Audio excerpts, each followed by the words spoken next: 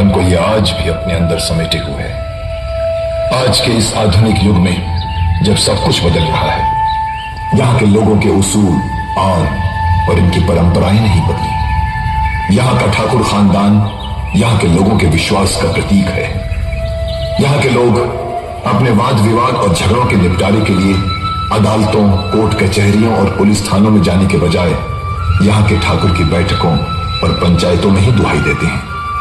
पीढ़ी दर पीढ़ी न्याय की कुर्सी संभालने वाले इस ठाकुर खानदान का न्यायाधीश आज ठाकुर धर्मराज है।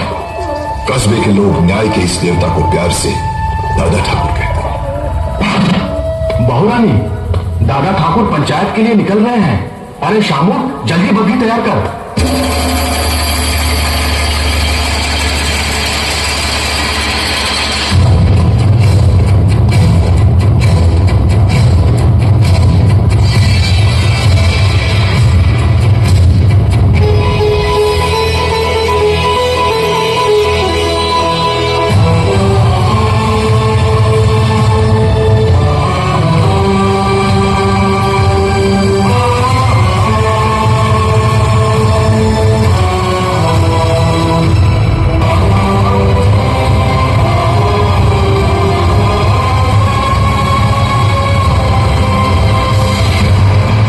शिकायत आज का मामला क्या है? दादा ठाकुर, ये दो भाई रघुनाथ और लखन रामलाल के बेटे हैं। माँ बाप के जीते जी घर, जमीन, जायदाद सब कुछ बांट चुके हैं। अब झगड़ा माँ बाप के बंटवारे को लेकर उठा है। माँ को अपने पास रखने के लिए तो दोनों तैयार हैं, पर बाप को रखने के लिए कोई राजी नहीं है। क्या यह सच है? जी दादा ठाकुर, माँ बहुत बूढ़ी और कमजोर हो गई है, इसलिए उसकी देखभाल करना मेरा फर्ज है। दादा ठाकुर, मैं बचपन से ही माँ को बहुत चाहता हूँ। माँ के बिना रह नहीं सकता, इसलिए माँ की सेवा करने का अधिकार मेरा है। वैसे भी पिताजी भैया को बहुत चाहते हैं, भैया को उनकी देखभाल करनी चाहिए। कितने बच्चे हैं तुम्हारे? एक लड़का और एक लड़की है। और तुम्हारे? मेरा एक ही बेटा है दादा ठाकुर। अच्छा, तुम दोनों में से जो भी अपनी माँ को अपने पास रखना चाहता है, उसे अपने पिता के पास अपने बेटे को भेजना होगा, क्योंकि बुढ़ापे में उनकी सेवा करने वाला कोई तो चाहिए ना। ये कैसे हो सकता है? 10 साल से जिस बेटे को प्यार से अपने सीने से लगाकर रखा है, उसे अपने से अलग कैसे कर दें? मेरे बेटे के भाग नहीं फूटे हैं जो ससुर जी की सेवा करने का दुख झेले। चाहे तो देवर जी सासू जी को अपने पास रखें, तो क्या मेरे बेटे के भाग फूटे हैं? सासू जी को भले जेठ जी ले जाएं। मैं अपने बेटे को नहीं भेजूंगा। मैं भी मेरे बेटे को नहीं भेजूंगा। तुम माँ को अपने पास रख लो। नहीं, तुम रखो, तुम रखो। तुम अपने पास रखो, अपने पास रखो। खामोश! तुमने अपने बेटे की परवरिश सिर्फ 10-12 साल की, और आज जब अपने पिता के पास भेजने की बात आई तो तुमसे बर्दाश्त नहीं हुआ। छटपटा गए तुम दोनों। और जिन माँ बाप 40 साल तक दिन रात अपने सीने से लगाकर फूलों की तरह तुम्हें पाला, पढ़ाया लिखाया, शादी की, अपनी जमीन, जायदाद, रुपया पैसा सब कुछ तुम्हारे हवाले कर दिया, उम्र के आखिरी इस दौर में उन्हीं माँ बाप को जुदा करने की शरीर हरकत कर रहे तुम दोनों। अरे कोर्ट में अपना लहू पिला पिला कर जिसने तुम्हारी रचना की, तुम्हें जीवन देने के लिए मर मर कर कई बार जो जी है बेचारी, वो है तुम्हारी माँ। अपना खून जला जला कर तुम्हें रोटी खिलाने वाला, अपनी खुददारी पर चोट खा खा कर तुम्हें खुशी देने वाला इंसान तुम्हारा बाप है। और इन्हीं माँ बाप की जिंदगी भर की दौलत है तुम दोनों भाई। मुझे मालूम है तुम दोनों अपनी माँ को अपने पास क्यों रखना चाहते हो, ताकि वो तुम्हारे घर में खाना बनाए, तुम्हारे कपड़े धोए, तुम्हारे बच्चों की देखभाल करे, और तुम्हारी बीवियां पलंग पर लेटे लेटे हुक्म चलाए। तुम्हें माँ नहीं चाहिए, तुम्हें मुफ्त में काम करने वाली नौकरानी चाहिए, नौकरानी।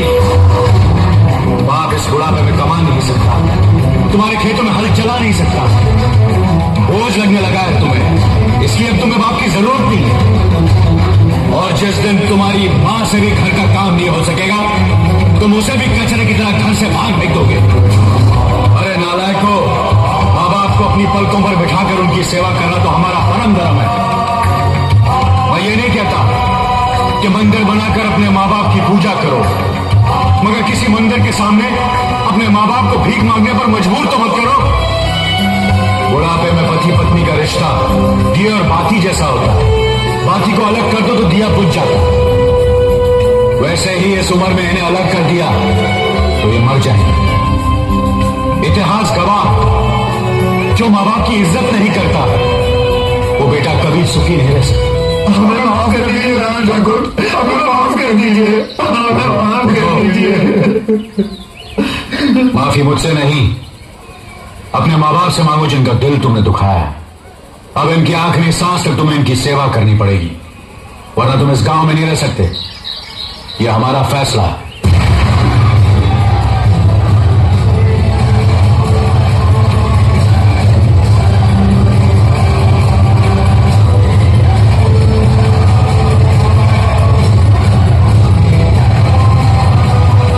कुछ खाने के लिए दे, 2 दिन से भूखा हूँ। माफ करो बाबा, आगे जाओ। ए माई, खाने के लिए कुछ दे, 2 दिन से भूखा हूँ, पेट में अन्न का एक दाना नहीं है। ये लो। ना माई ना, मैं तेरे घर की भीख नहीं लूंगा। तेरे परिवार को बिरादरी से अलग किया हुआ है। अगर मैं तेरी भीख लूंगा तो इस गांव में मुझे कोई भीख नहीं देगा।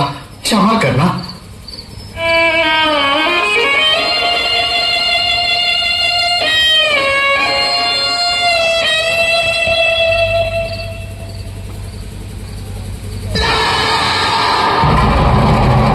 हो गया तेरा कलेजा ठंडा, या हमें और बेइज्जत करवाएगी?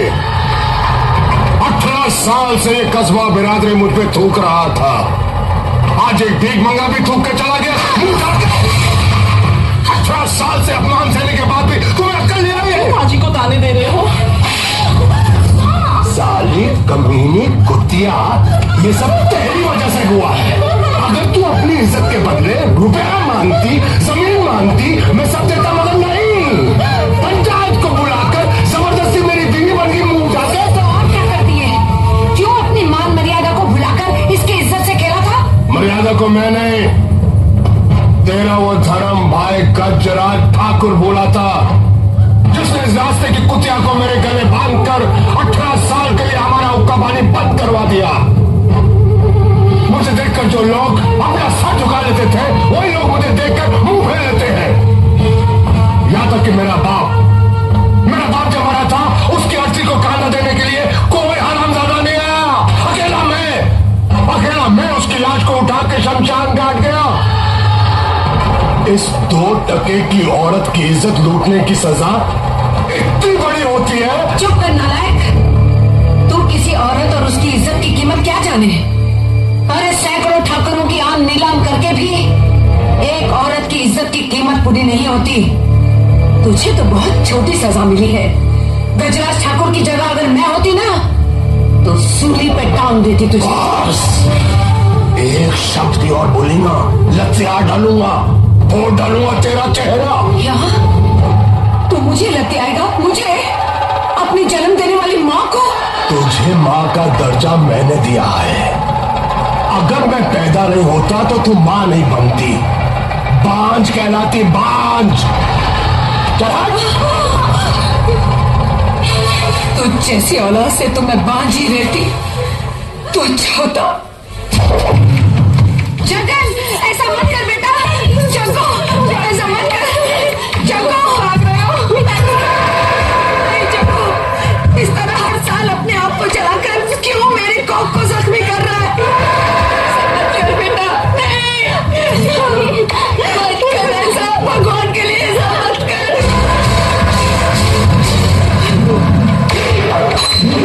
नहीं जगो, जगो।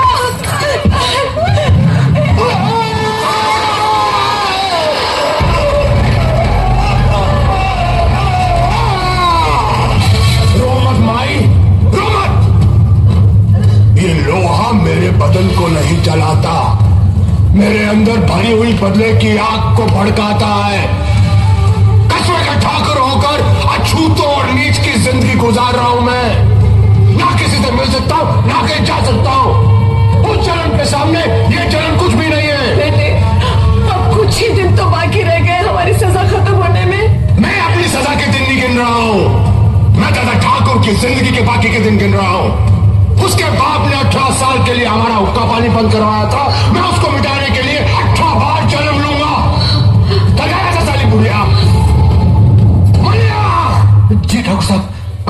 होली के त्योहार में लठबाजी है। किसी दूसरे गांव से लठबाजों को बुलाओ और दादा ठाकुर के दोनों भाइयों को खत्म कर दो ताकि उस हरामजादे के दोनों हाथ कट जाए। आज का ये मेरा लोहे का दागना आखिरी दागना है।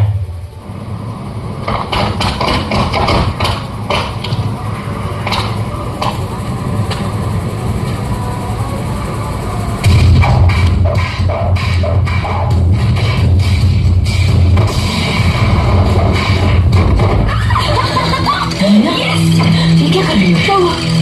अपने गांव के आदमी मार खा रहे हैं और तुम ताली बजा रही हो? मुझे तो पता ही नहीं था।